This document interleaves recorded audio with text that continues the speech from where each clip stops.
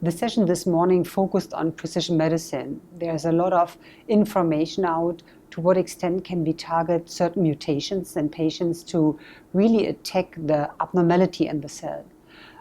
We had a very interesting discussion with Dr. Ravi and myself. So I was discussing the topic whether precision medicine right now in 2017 is more hype than reality. That means, are we ready to use precision medicine? Patients are very excited about that topic and it sounds fascinating, but I think today I did a reality check to analyze where do we stand? What is the reality? Can we use precision medicine? And I brought up several problems we have with precision medicine. For instance, very often it's difficult to identify the right mutation. In case you have the right mutation, it's very often not expressed in all the cancer cells or the myeloma cells. So for instance, you have a mutation only in 20% of the myeloma cells. You treat the mutation with the right drug. That means you eradicate only 20% of the myeloma cells. So those are problems, and right now we don't really know how to approach those problems.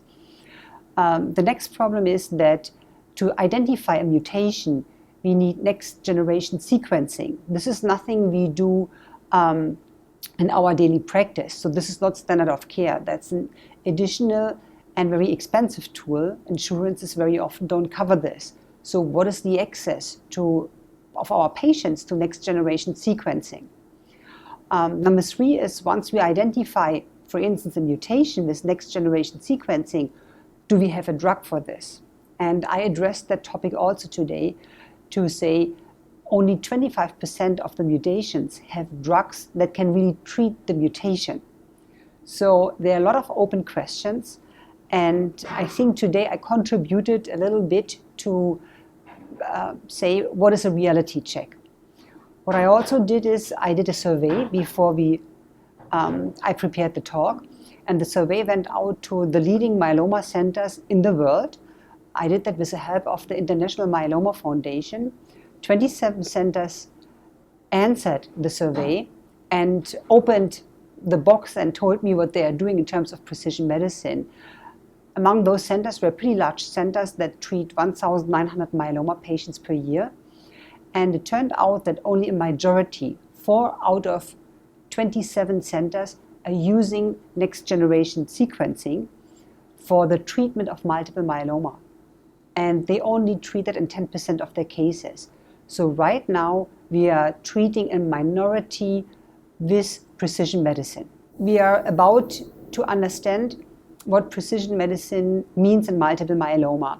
In the last 20 years, we focused very much on the microenvironment.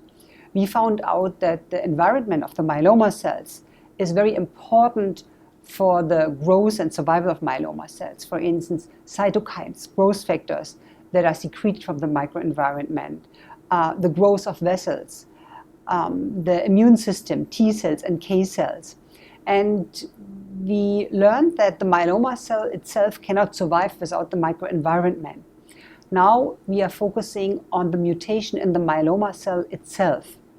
So I think the precision medicine can only be performed in combination with the microenvironment. That means that we have drugs that target the microenvironment and the mutation.